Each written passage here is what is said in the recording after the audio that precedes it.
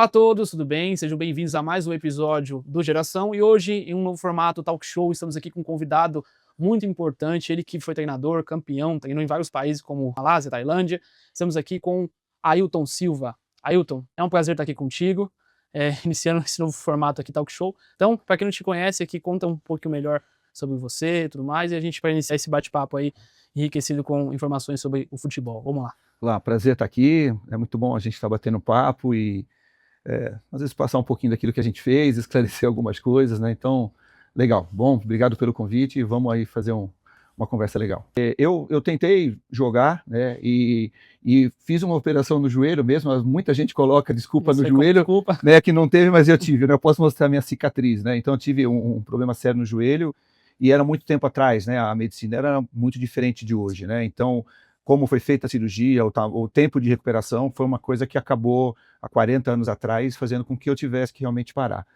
Naquele momento foi uma desilusão, porque eu achava que podia virar um jogador realmente profissional e ter um bom desempenho, e não acabou não acontecendo. Me afastei, fui fazer outras coisas, fui fazer administração de empresa, e depois de uns 5 anos, já estava até formado, trabalhando em outra área, veio o convite para eu voltar para o futebol, né? Na época estavam iniciando as escolas de futebol, as franquias, né? E através de um amigo a gente foi em contato com o São Paulo, que era as franquias do São Paulo Futebol Clube, chamavam São Paulo Center. E aí fui para uma entrevista, na época era uma coisa tão muito certa também. Fizemos a entrevista, o perfil bateu, tinha que ter a região, o local, e aí eu comecei de novo com o futebol, aí tendo essa escola, né? No começo mais a parte administrativa, organizei tudo, né? A parte de estrutura física, a estrutura humana, professores, secretária, tudo aquilo que precisa, né? E o objetivo era fazer um grande trabalho, não era só realmente ter a escolinha, né? Então a gente tinha grupos que pagavam, tinha sempre um número de bolsistas, né? Mas a gente acabava conseguindo mais, que era no intuito de fazer com que revelasse mais jogadores, né? E a gente foi tendo sucesso, assim, né, por muito tempo, era considerado uma das melhores franquias do São Paulo. São Paulo acabava pegando o jogador da gente. Quando não era o São Paulo, a gente conseguia encaixar em outros clubes, né? E a gente teve muito sucesso, isso foi legal. E aí depois, nos 12 anos, aí veio o convite para eu já direto começar na Espanha, né, como diretor de futebol. Aí eu iniciei com o clube. Então, isso aí no caso, o sucesso foi quando você achou que de fato você não ia conseguir seguir a carreira no futebol, e aí reverteu o jogo que você voltou para essa área que você tanto queria seguir, mas de outro formato. Porque às vezes a gente pensa que, às vezes fecha uma porta naquilo, a gente acha que não vai conseguir seguir, mas a gente pode entrar em outro formato, como foi o caso, né? Exato. E aí em seguida você recebeu esse convite para ir para a Espanha, correto? Isso, aí fui para a Espanha para ser um diretor de futebol, né?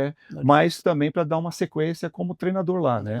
Então foi minha primeira experiência já fora e num clube, né? Então quer dizer que a sua primeira experiência como técnico de fato foi na Espanha? Foi na Espanha. E ainda sem... Aqui mesmo você voltou depois, para você seguir carreira aqui. Voltei. O maior problema na Espanha naquela época, houve aquela crise de 2007, né, uma crise financeira mundial. O nosso clube, o clube que eu estava, que no começo era tudo muito certo, tinha um patrocinador da área de construtora. Sim. A parte civil foi a mais afetada na época. O patrocinador Master parou de pôr dinheiro, e aí eu não tinha condições de ficar com 4, 5 meses que a gente estava com o salário atrasado, né? Então era uma coisa muito difícil. Família, eu tinha já 2 filhos, eram pequenos, então não dava para arriscar. Aí voltei para o Brasil no final do ano, né, em dezembro de 2007, e aí quando foi em janeiro eu tive um convite para ir para o Santo André, né? O Fábio Júnior na época era o treinador, já era meu amigo, e convidou para ir com ele lá no auxiliar do clube, né, fazer aquela função de estar ali com ele, né. E aí em janeiro eu já inicio aqui no Brasil, no Santo André, aí não parei mais de clube, né. Aí passei a escola para frente, eu não conseguia administrar as duas coisas, acabei passando a escola para os professores que estavam lá, e aí acabei ficando só direcionado a clubes. Então brevemente isso foi a sua carreira, como você entrou no futebol até os dias de hoje. Foi assim. Então o que eu queria saber, qual foi o seu maior desafio como treinador? Qual foi o desafio mais importante assim que você teve que passar por ele como treinador de fato? Olha, quando você... hoje nós estamos vendo bastante treinador que não jogou, né? Sim. Mas era bem mais difícil, né? A maioria dos treinadores na época eram jogadores, né? E viraram treinadores. Então, às vezes o relacionamento com o clube, o cara foi jogar em tal clube e foi muito bem. E aí ele para de jogar e quer ser treinador. E por aquele momento que ele passou pelo clube, ele representou o clube, ele tinha já, assim, né? Ele tem que ter competência, tem que ter tudo. Mas era mais fácil, né? Para abrir a porta para ele, de quem a direção conhecia e do quem não conhecia, sim, né? Sim. Então, essa era a maior dificuldade. Então, você tinha que provar já no dia a dia ali a competência, a tua liderança, tudo, né? Mostrar que realmente você poderia ser um bom profissional para começar a ter essas chances, né? Isso foi acontecendo. Mas acho que esse era o grande desafio. Desafio de conseguir se superar todos os dias, no caso. Qual foi o melhor jogador que você já treinou e o que fazia esse atleta ser diferente? Comentando sobre o desafio.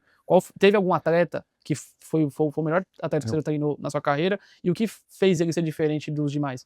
Olha, eu tive a felicidade de trabalhar com grandes jogadores, né?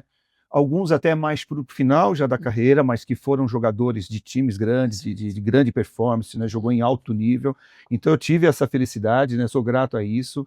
Então até, assim, eu poderia mencionar aqui vários jogadores, né? Mas como você está me pedindo teve um assim, cara, que todo mundo conhece muito bem, e eu vou falar o porquê, né? Foi o Rivaldo, né? No São Caetano, ele já com 38 anos, e jogador que foi campeão mundial, foi eleito o melhor do mundo, jogou, né, em Barcelona, Palmeiras, Corinthians, não tem o que falar dele. E quando ele chega no São Caetano, você fala, pô, com 38 anos, né? Esse cara pode estar assim, vou fazer o que eu preciso fazer aqui, acabou, né? E muito pelo contrário, cara. Ele puxava a fila, né, a dedicação dele. Depois trabalhamos junto no Mogi, ele ainda jogando e como presidente do Mogi, que ele foi presidente do Mogi, né? Então ele fazia meio que as duas funções e jogando ainda. Mesmo ele não precisando, assim, de fato, mostrar serviço, ele estava ali, ele estava ali sendo dedicado pelo nome dele, por tudo que ele realizou.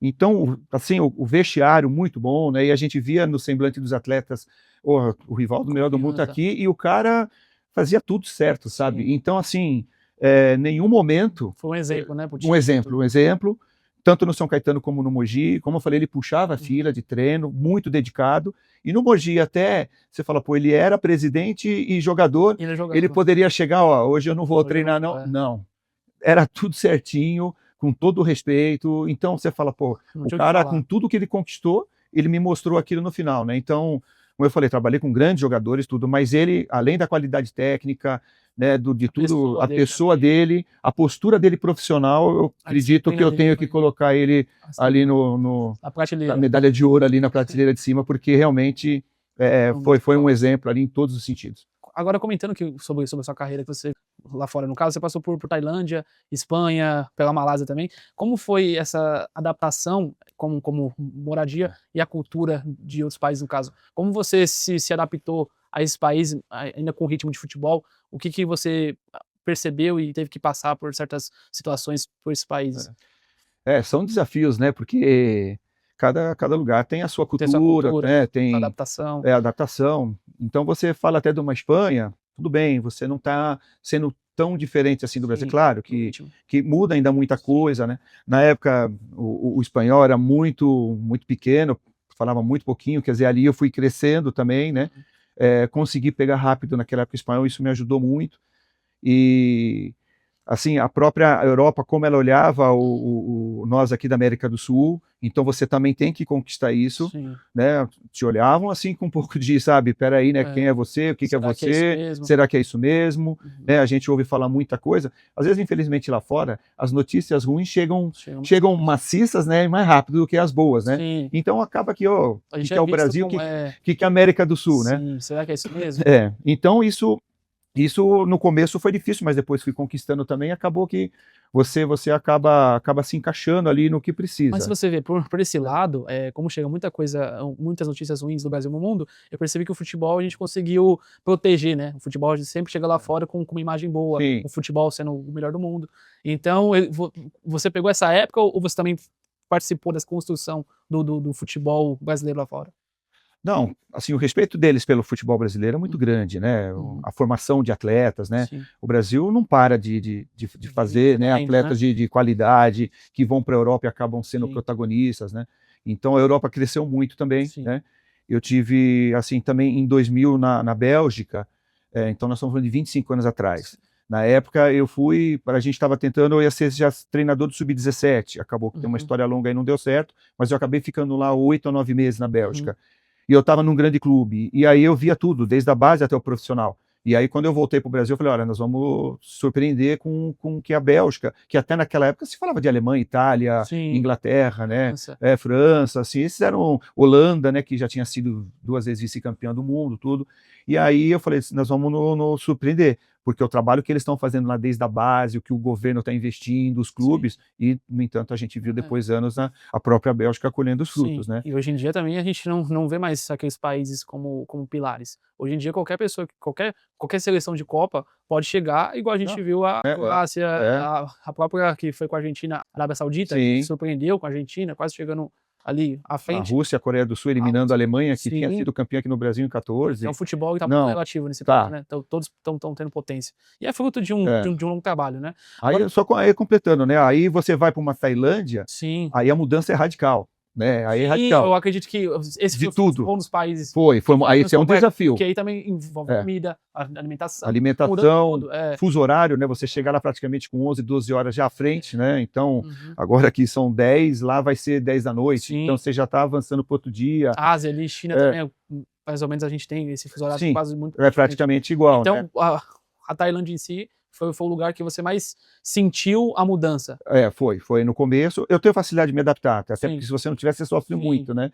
Então eu tenho facilidade, eu brinco, eu sou meio camaleão, né? Sim. Então, mas ali você via tudo muito diferente, né? Sim. Então, por exemplo, se você vai comunicar em inglês, mas não são todos que vão falar inglês, né? Sim. Então, tem hora que você pega um cara no táxi que ele não sabe, E aí e você precisa chegar no lugar e ele não E está se te virar. entendendo, né?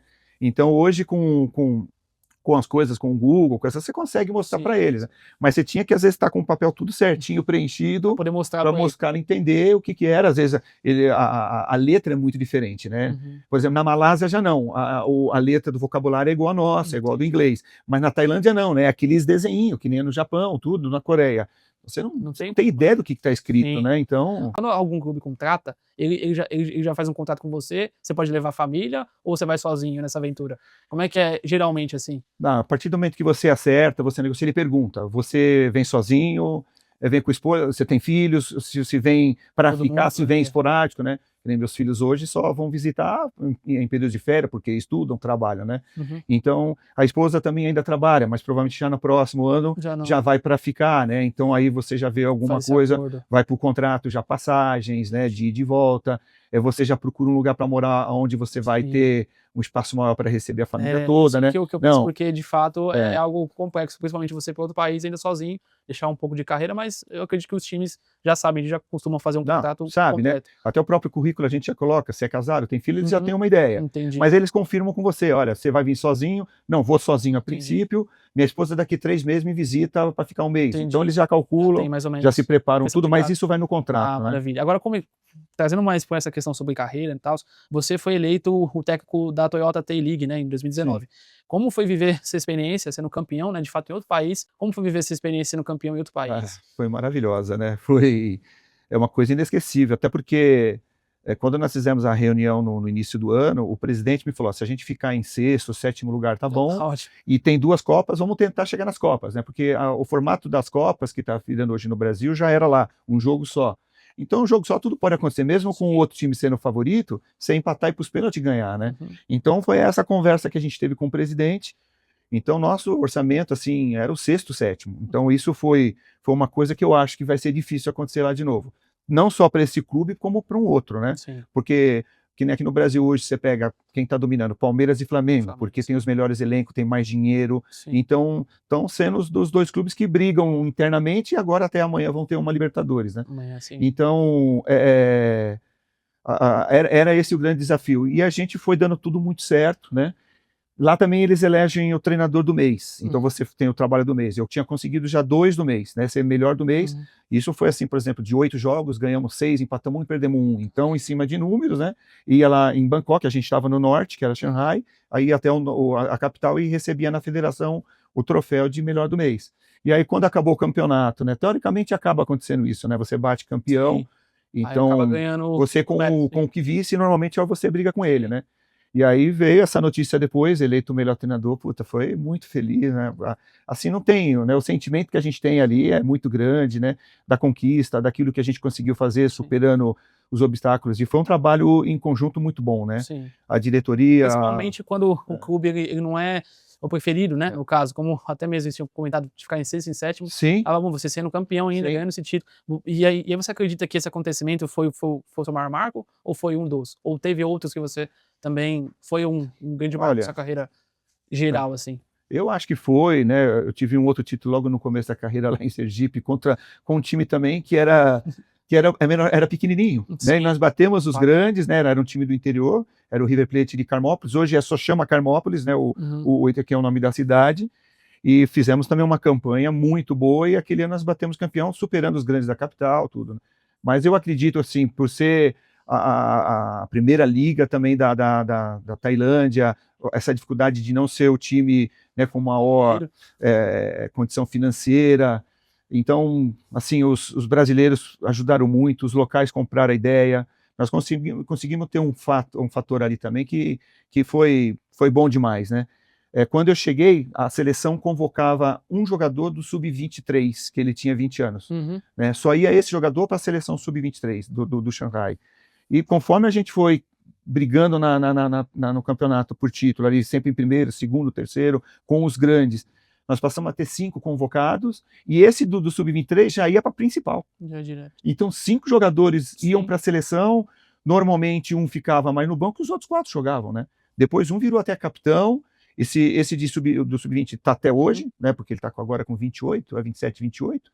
E eu às vezes acompanho ainda a escalação, Sim. ele está lá. São 2 desse grupo que está lá, que era o meio-campo, o volante e esse atacante. Os outros já não, o zagueiro ainda às vezes é convocado também, porque na época ele era Sub-23. Então foi um fato inédito, né, de um time Sim. pequeno, porque toda a convocação era feita em cima do time da capital, que Sim. era um Buriram oferecia 9 jogadores para a seleção, um Bangkok mais 8. Então a base da seleção era da ali. capital. E a gente começou, o treinador era japonês, né? Então a gente também conseguiu pôr esses jogadores na seleção. Também foi uma coisa Uma fantástica coisa para nós como profissional, para os atletas, né? isso. A torcida começou a comprar ideia e começou a lotar nosso estádio e pressionava já adversário, o árbitro, coisa que não faz parte da cultura deles, né? Eles são muito mais tranquilos. Então foi somando tudo, o nosso trabalho de campo, a comissão técnica muito boa. Na época a base era aqui brasileira, né? Então a gente fez um trabalho fantástico, onde somou tudo. Vou resumir aqui como acabou sendo o título. Nós ficamos ponto a ponto com o Buriram, que é o time que ganha tudo lá. Sim. Vamos pôr de 10 títulos, ele ganhou 8. Né? Milionário, tem um avião próprio, tudo. Sim, já é outro É outro nível, é outro nível. O nosso orçamento era de 5 milhões lá da moeda deles, o deles era 100 milhões. É um negócio desproporcional. Só que a gente ficou na última rodada com a mesma pontuação, e aí o primeiro critério de desempate é o confronto direto. Nós empatamos em Buriram 0-0 e ganhamos nosso campo de 4-0, que foi um jogo histórico, né? Ganhar deles de 4-0. Sim. Aí foi para esse confronto direto, a gente foi campeão por causa disso. Então, que o esforço de vocês superaram. superamos tudo isso. Se não fosse, não teria sido. Por isso que eu falo, vai ser muito difícil um clube do porte do Shanghai, né? Que é um time médio, não só o Shanghai, ser campeão de novo da Thai League, porque a diferença de dinheiro os estrangeiros são os melhores, eles têm condições às vezes de pôr só estrangeiro para a Copa, só estrangeiro para a Thai League. Sim. Então o cara está sempre descansado e é bom de bola. E fora os locais que são os da seleção. Então é muito difícil você ganhar deles, né? E a gente conseguiu. Então eu acho que ali foi o foco principal na carreira. Foi sim. Tá, agora, comentando sobre time, qual foi o melhor time que você já treinou? Eu peguei um São Caetano, na época ainda boa, de do Rivaldo, 12, até um ano antes, um ano depois, era um timaço, né? E até em 2012, nós tivemos 71 pontos e não subimos da Série B para a Série A. Acho que uma coisa que também nunca mais vai acontecer na Série B, né? Você fazer 71 pontos e não subir. Esse ano acho que o Curitiba foi campeão agora da Série B com 69, eu acho, ou 70, e subiu, né? E aquele ano subiu Goiás, Criciúma, Atlético Paranaense e Vitória, e nós não subimos com a mesma pontuação de Atlético Paranaense e Vitória, perdemos pelo critério de saldo de número de vitórias, né? Mas era um time muito bom, né? Muito forte. No Campeonato Paulista mesmo, a gente jogava contra o Santos, ganhamos de 2-1, contra o São Paulo no Morumbi, se eu não me engano, 1-1. Então batia de frente com os grandes, porque era um grande elenco ali, desde o goleiro do Luiz ali até o banco de reserva, que a gente era forte, era um time muito forte. Um bom. Maravilha. Agora a gente passando um bloco mais, falando sobre o lado do empreendedorismo do futebol, né? Na sua visão, assim, do caso, como funciona o lado empresarial que movimenta o futebol? Porque uma coisa de fato é o esporte, outra coisa é o lado de empreendedor. Como funciona esse lado empresarial, trazendo para o lado do futebol, assim, para quem não conhece as cortinas, né, dos bastidores do futebol? Bom, o futebol é uma coisa que movimenta bilhões, né? É muito dinheiro. Então, você tem na parte de empresários um grupo mais seleto, que é onde controla os jogadores de alto nível, né? Então, esse é um grupo mais seleto que acabam fazendo as transações principalmente para fora. Não é tão aberto, né, igual a gente vê hoje. Se você empreende em qualquer setor, você vai lá, compra, vende, é o jogo know-how. No futebol já não, já é mais reservado para você conseguir entrar ali, mesmo com dinheiro, você tem que ter meio certo para você conseguir entrar. É assim Sim, que funciona mais ou sim, menos. não é não. Você tem um grupo mais restrito que controla isso, né. Aqui no Brasil você vai ter, bastante gente espalhada que consegue fazer as suas operações mais menores, né. Mas as grandes operações acredito Já que é reduzido, é fechado, reduzido só. a alguns empresários. A gente vê hoje na seleção, já tem nomeado muitos empresários definidos de cada Sim, jogador. Você não vê nomes diferentes daquilo, né. É sim, tipo uma bolha no caso, né. é Uma mais ou bolha, menos isso. quem tá lá tá, pra você subir, É, não é só o dinheiro no caso, é igual commodities, né. Trazendo pra esse lado que a gente estava conversando sim, sobre commodities, às vezes a pessoa tem um dinheiro e não consegue comprar, porque não é só pelo dinheiro, você tem que entrar numa bolha, você tem que fazer ter o os seu meios, caminho, né. os Os meios, meios. e conseguir fazer acontecer. Agora, pra gente pra quem hoje tá iniciando carreira e quer, se destacar como treinador, quais são os pilares que você acredita para esse mercado tão competitivo do futebol, o que um treinador tem que ter para conseguir se destacar nesse meio? Hoje tem, coisa que também não tinha antigamente, nós temos que ter as licenças para trabalhar, né. Então, hoje quando uma pessoa decide: "Eu quero ser um treinador de Sim, futebol", se é preparador físico, você vai fazer educação sim. física e também com os cursos, né, que são regidos pela CBF, CBF Academy. Hum. Então, hoje você tem que procurar fazer os cursos, né. Você também, começar com trabalhos, às vezes, de base, e ir mostrando o seu trabalho e aprendendo, né, acertando, errando, porque o profissional a cobrança é no limite, né. Às vezes, na base de time grande também se cobram por resultados, que não deveria ser assim, né. Sim, Primeiro a cobrança tem por você fazer, formar o atleta, né, sim. e depois vir o resultado, E você mas vê não muito é isso, assim. o time culpando só o técnico de tudo, né. Como se ganha, o técnico vira Ah, a estrela, se ele perde também ele é muito cobrado. Mas também exige a pessoa tem que ter um olhar mais técnico pra coisa, ser mais analista, ou você acredita que é. qualquer pessoa pode se tornar de fato. Pode, Matheus, pode. Se a pessoa realmente quer ser Sim, um treinador de futebol, ele se preparar, ele estudar, ele vai você conseguir, né. consegue. Eu vejo assim, você tem que ter o conhecimento técnico, o conhecimento físico também para saber o que você vai fazer, Sim. né, o conhecimento tático que vai em cima das estratégias que você vai montar, mas também tem um fator muito importante, né, que é o controle com o ser humano, né. Sim, a forma E como você se com relaciona com as com pessoas. o relacionamento, porque cada dia que passa, né, as coisas vão acontecendo diferente. Hoje você tem a internet, onde você Sim, puxa informações muito rápida, coisa que antigamente a notícia ia chegar para o jornal 2, 3 dias depois. Hoje é sim. instantâneo, né, qualquer coisa. Então você também tem que saber como é que está a cabeça hoje do jogador, como é que está o foco dele, A né, cobrança, a né, porque hoje em dia, cobrança. como você falou, hoje em É, dia antigamente eles não tinham tanta crítica que tem hoje. Se a sim. pessoa postar uma foto nos comentários, se por acaso ele perder algum jogo, ele sofre um ataque ali que talvez o É. psicológico dele, se ele não tiver cabeça, ele fica doido, Sim, e né. todo esse controle, você só pode pôr 11 jogadores para começar um jogo e 5 no banco, e você tem no elenco 30. Sim, Outra coisa, aí você, por exemplo, aquele jogador você está trabalhando ele, aí o empresário quer fazer ele rápido, precisa de dinheiro, enche a cabeça desse cara.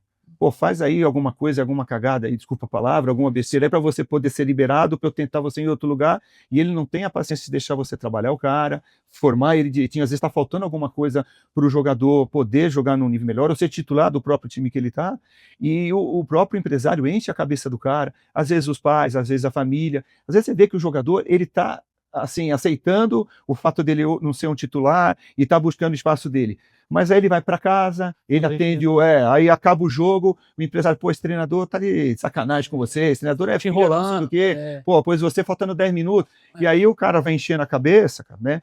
Você pode pegar algum cara muito bem estruturado e falar, não, meu, estamos fazendo um trabalho, o trabalho é grupo, é um time, né? Não é só sim, 11 e tudo, exatamente, e eu coletivo, acredito no que está sendo feito, me dá um... Não, ele começa a encher a cabeça desse jogador, entrar na muitas vezes pilha, né. jovem, entra na pilha, e aí você tem que controlar tudo isso também, né? Então é um A problema que a gente entra gente tem que num super administrar. importante agora, É. num assunto legal, que é hoje a pessoa ter no fato trabalhar a mentalidade dela, porque hoje futebol a gente trabalha muito que é uma área que é uma profissão muito jovem, né. Você vê muito jogador com 16, 17 anos já ganhando o mundo, igual você vê Sim. essas estrelas como Estevão, tá indo Sim. pro Chelsea, o próprio Yamal, que agora tá sem Sim. destaque. Então são muito jovens, né? Então acredito que a maior preocupação é você conseguir trabalhar na mente desse jovem para que ele não se corrompa. E por influência também, né? Sobre a vida particular, pessoal. Então, isso, inclusive, passando para essa pergunta agora, qual o conselho que você daria ao jovem que quer ser treinador, mas ele não tem um contato nem oportunidade? Ele começou agora a ser técnico. Quais são os conselhos que você daria para ele começar diferente a carreira dele? Primeiramente, acreditar muito que ele pode conseguir, né? Ele lutar para isso, trabalhar para isso, tentar estar atento a essa parte que eu falei, de estudar, de aprender. Como eu falei, normalmente ele vai ter que começar numa base, às vezes sub-12, sub-13, né? Se já é como treinador, às vezes como auxiliar numa outra categoria, você aí vai crescendo, né? Poucos, Tem vários exemplos assim de pessoas que começaram assim e estão hoje já num nível muito bom, legal. né? Profissionais que começaram comigo, ou outros profissionais que eu só conheci e fui vendo o trabalho.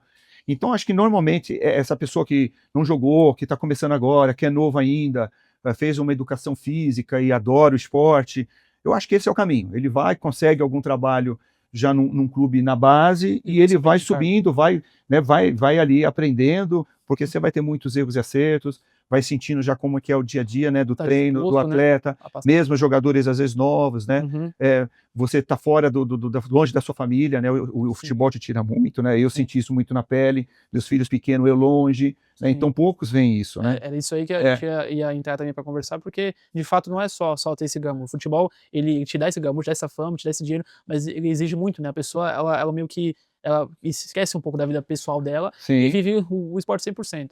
Então, no caso, tá preparado para poder sacrificar momentos da vida pessoal para tentar seguir e fazer as coisas acontecer. Agora, entrando no último bloco aqui, a gente falando sobre Copa do Mundo, né, o futuro do futebol e as opiniões fortes aqui.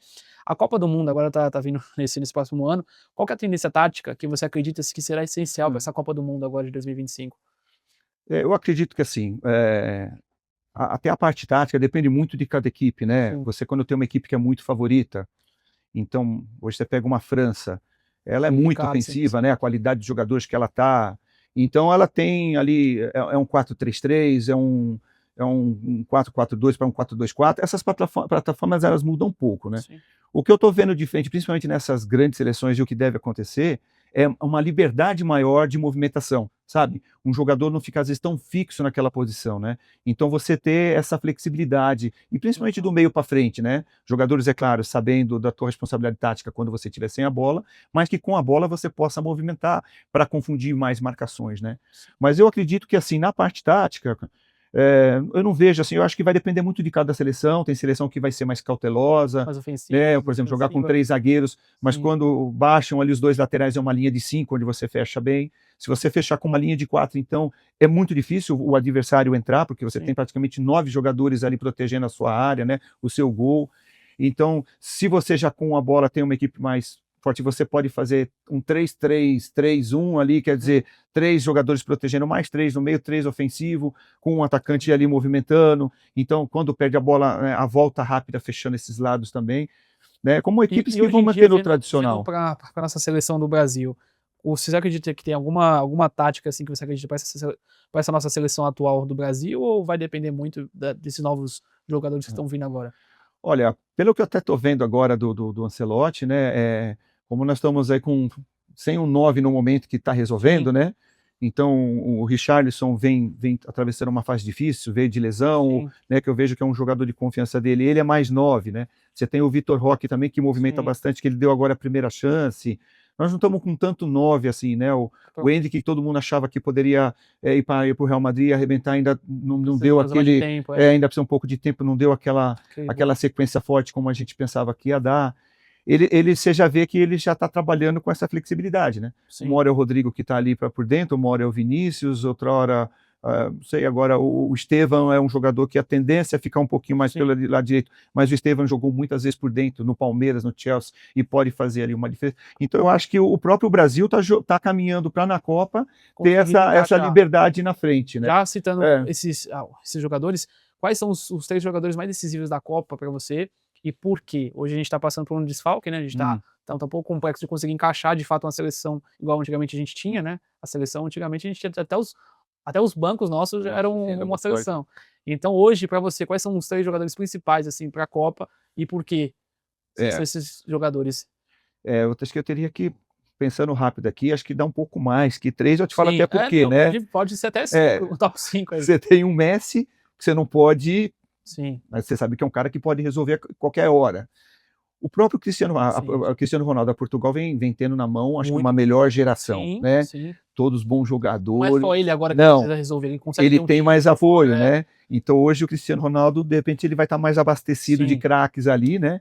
Eu estava vendo o Paris essa semana, o que o Vitinha fez no jogo contra o Tottenham é absurdo, né? absurdo, sim. Gol de direita, gol de esquerda, assistência. Então Portugal hoje tem muito mais jogador, mas tem um elenco muito bom, um Cristiano. Também você não pode duvidar nada desse cara Pode, aí, né? igual ontem, esses dias, ele Sim, fez o último gol agora no Al Nassr, lá de bicicleta, com isso. 40 e poucos anos. Então você vê Então, que o cara mais um, jogou né? muito.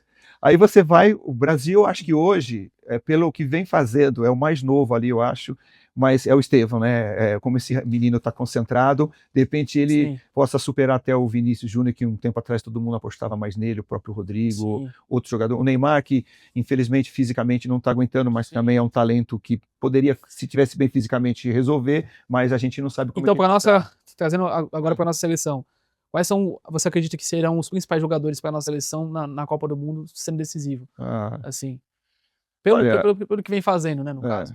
eu acho que assim, na frente são esses jogadores que eu acho que eu apostaria mais no Estevão hoje pelo que ele Sim, vem fazendo e como você vê ele focado, né? Então, e assim, não é jogando a responsabilidade para ele, porque até é o mais jovem, é. né? Mas Mas você você já vê vê, que ele não treme, né? Que sim, ele quer isso. Então, você vê vê, agora né? chegando no É, Chelsea, dificilmente é, lá os ingleses é. eles não são muito focados em jogador que vem de Sim, fora. Mas agora você percebe que como ele chegou, é igual tipo o Hazard chegou, eles sim. estão muito empolgados com o futebol dele, mesmo sendo muito novo. É, Ele chegou fazendo gol e tal. Então a gente meio que cria uma certa expectativa, né? Porque a gente sim. tá sem esse craque da seleção que era o Neymar, né? Mas agora com Ah, essas contusões a gente não sabe se ele vai É, voltar, como não vai dá ser para essa saber. volta. Mas a gente torce para que de fato seja Tomara. decisivo, porque é decisivo. Ele é Qualquer decisivo, jogo ele que é ele tiver. diferente, né? É. Agora, se ele não tiver com condições físicas, não tem condição, Como porque foi a descoberto Copa outra do Mundo lesão, vai estar os melhores e só vai estar ali quem tiver 100% é fisicamente, né? 100%. Então eu vejo mais por aí, né? Eu acho que o resto vai ser mais um trabalho de grupo do que Sim, individual, tá? Ainda continuando aí nós falamos, eu falei de 2 jogadores mais experientes, que é o Messi e o sim, Cristiano, falamos do Estevão por causa do Brasil, você tem o Yamal sim, exato. na Espanha que Espanha, pode resolver, o Mbappé na França também, que é outro já cara é que, né, chave. chave, né, você vê que a semana deram mole lá, o cara faz 4 gols, então eu acho que esses são os jogadores, assim, que podem Chave. ser os mais protagonistas, né, dessa Copa aí, pode ser que apareça mais alguém, mas eu acho que esses são os jogadores que a gente pode... E toda a Copa do Mundo sempre surge um destaque, a gente Sim, nunca tava dando sim, falar, igual o Ramos Rodrigues. Eu vi o futebol dele muito mais em Copa do Mundo do que em time, né? sim, Ele passou uma época pelo Real, jogou bem, mas o futebol dele pela Colômbia é outra coisa. sim. Ele joga muito bem pela seleção. Só outra pergunta partindo pro outro lado. O que o que você acredita que o jogador faça diferença jogando na seleção e no time? O que você acha que pode ocorrer dele conseguir jogar melhor uma seleção igual a gente estava comentando sobre o Hum. Vinícius Júnior? Em seleção ele não consegue desempenhar Sim. o mesmo futebol que ele tem no Real Madrid. Você acredita que é por conta do time coletivo ou é mais uma questão de adaptação, enfim? É difícil falar, né? Porque como é que você fala? Como é que pode? Se no time dele ele faz tudo aquilo e chega na seleção, né? Não consegue Ele é desenvolver. jogador de time, não é de seleção? Não, acho que não é isso. Acho Uhum. que às vezes é a forma como você joga no seu clube e a forma como você vai jogar, né? Que o seu treinador quer na seleção, né? Sim, E o tempo de treino é muito pouco, né? exato. Porque você se apresenta na segunda, às Joga vezes já quarta, vem recuperando um jogo, né? Às vezes você vai treinar esse cara muito pouco, porque senão você vai desgastar ele pro jogo de quinta, normalmente é sim, na quinta, e depois já joga na segunda, na terça e vai embora de novo, né? Então você tem pouco tempo para fazer, às vezes, ele se adaptar àquilo que a você seleção. quer dele. Então eu vejo que às vezes é mais fácil você tentar se adaptar ao que ele faz no clube, se ele realmente pode fazer a diferença, do que às vezes pensar só em você, né? Sim. Então, eu até vejo que acho que o Ancelotti conhece muito bem, principalmente esses jogadores que estavam lá fora Sim, com que já ele, estava e treinando. dele estar fazendo isso e ter um resultado maior, de tirar mais desses jogadores do que às vezes, a minha forma de jogar é essa, e aí o cara está acostumado a só treinar e jogar lá de uma forma, e chega aqui eu mudo e dá diferença para o atleta, né? A Agora, cabeça dele está de uma forma. já trazendo É. se você estivesse hoje comandando uma seleção, você mudaria alguma coisa? Alguma convocação ou não? Ah, Alguma é. estratégia, convocação? Você faria alguma forma específica? Ou você ia, como seria a sua tática É. pegando hoje uma seleção brasileira do jeito que está hoje? Olha, acho que assim, em termos de convocação, que a gente fala, né? Se a gente pôr 10 pessoas aqui e falar, convoca 25 aí, não vai bater, né? Sim. Mas eu acho que do que ele está convocando, acho que 80% eu convocaria também. Aí um outro jogador vai da tua forma de pensar, né? Do que você vê do atleta, entendeu? Do teu feeling, né?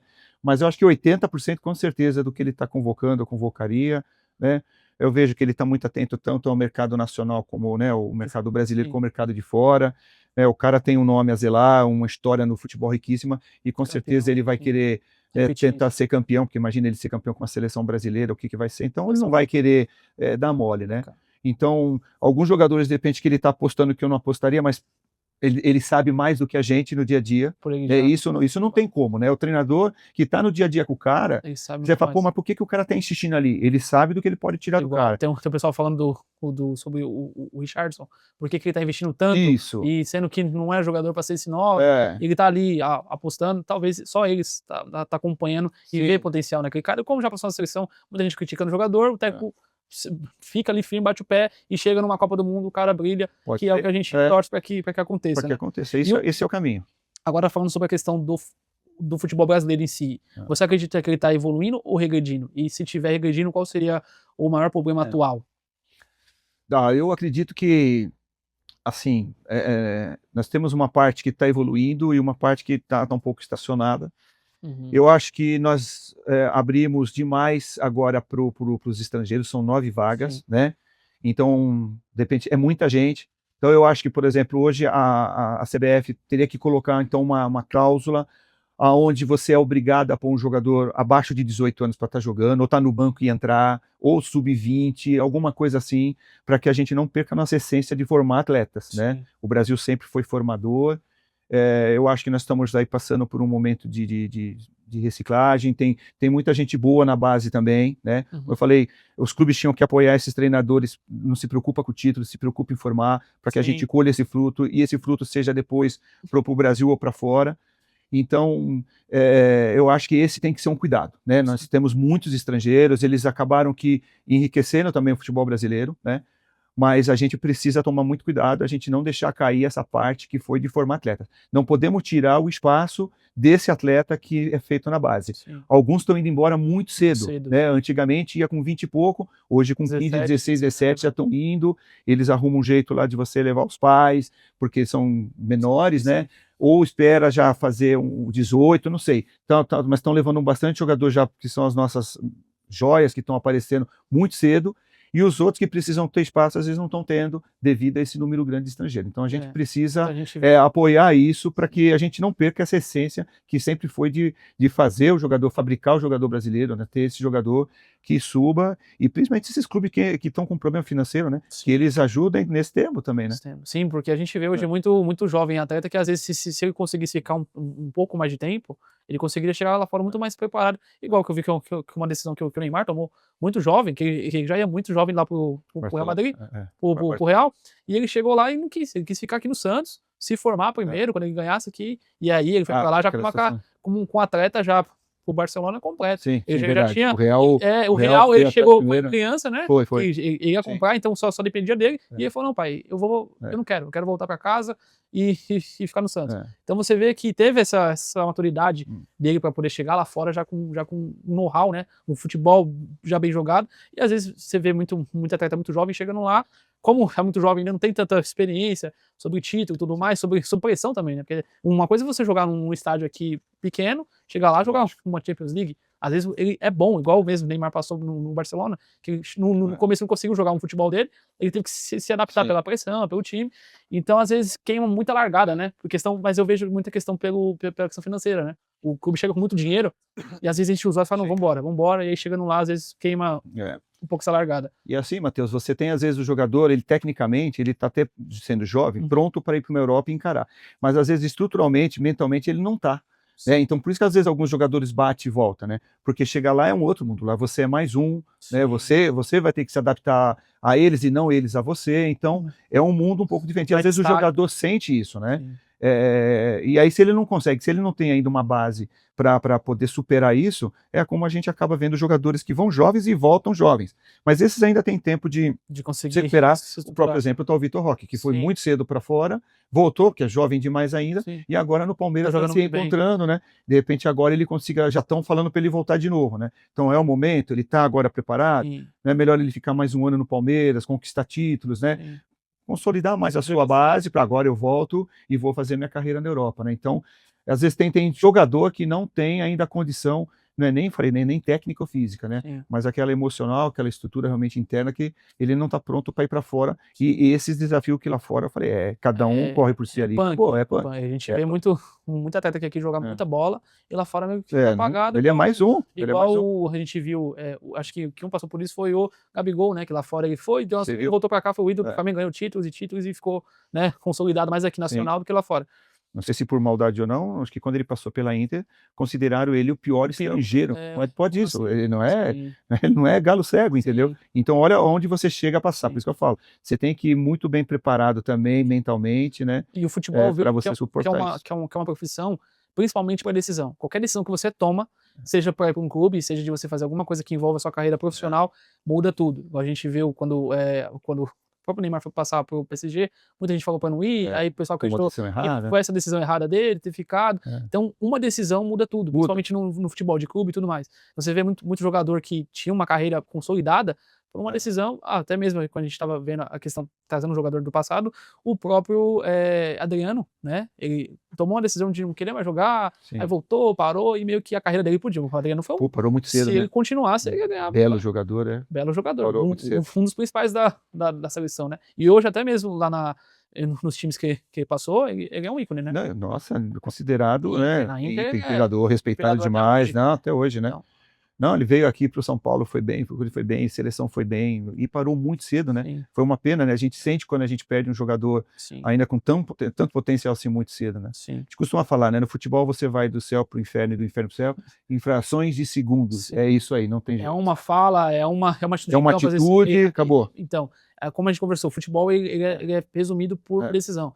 Talvez ele é um excelente profissional. Sim. Basta um jogo que o cara se irrita, às vezes tá perto do momento, faz alguma coisa, acabou. A carreira dele começa a ser colocada como se é uma pessoa ruim, às vezes não é. E a mídia em si é difícil hoje pro jogador de futebol. Como a mídia tá muito em alta, qualquer coisa que ele faz, se ele sair pra algum lugar e for filmado, já mostra que o cara não tá nem com futebol. Então hoje em dia ele tem que é terrível, né? Você vê essa parte hoje, eu estou impressionado com o número de jogadores que está sendo expulso hoje com cartão vermelho direto. Sim.